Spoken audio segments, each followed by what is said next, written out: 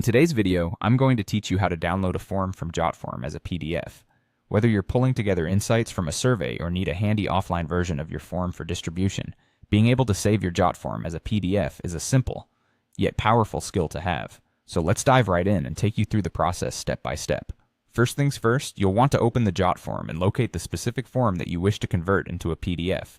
After logging into your Jotform account, you'll see a list of your forms. Click on the one you're interested in, and it will open up in the form building interface. This is the place where you initially created or edited your form, and now it'll serve as your starting point for generating a PDF. Once your form is fully open, the next thing you'll want to do is navigate to the settings. To do this, look towards the top of the screen, and you'll notice a tab labeled Settings to the right of the Build tab. Click on that tab to proceed into the Settings area. By entering the settings, you open up a wider range of customization options, which can be really helpful in managing your form's output. Now focus your eyes on the left side of the screen. You'll see a vertical sidebar menu. Here, within the sidebar, will be the prompt that says PDF. This is your next stop. Clicking on the PDF option is crucial because it leads you directly to the tools needed to modify your document into a PDF format.